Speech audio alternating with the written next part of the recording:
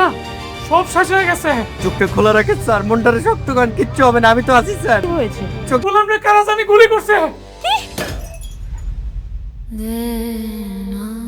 রিশাদ কি তাহলে এবার গোলামকে গুলি করে মেরে ফেললো, নাকি আবার গোলাম নতুন করে শেহজাদ হিসেবে ফিরে আসবে? এদিকে ঋতুর পরিকল্পনার কি হবে?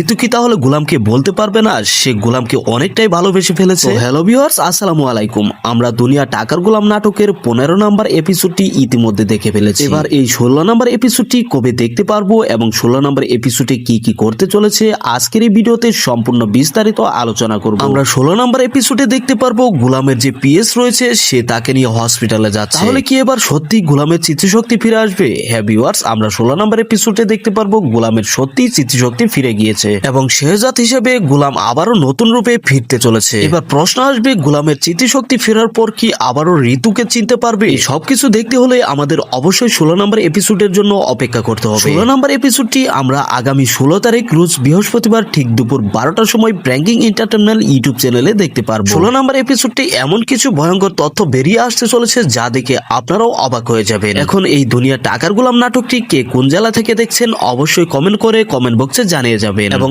আপনাদের যদি ভালোবাসার মানুষ থেকে থাকে তাহলে অবশ্যই তার নামটি আমার কমেন্ট বক্সে লিখে যাবেন। রিশাদ গোলামকে মেরে ফেলার পর দাউদ খান কি এবার রিশাদকে ছেড়ে দিবে? কারণ লকার নাম্বার জানার পরও লকারটি কোথায় রয়েছে এটি কিন্তু একমাত্র গোলামই জানে। তাহলে এবার রিশাদের কি হবে? রিশাদকে এবার বাঁচাবে কে?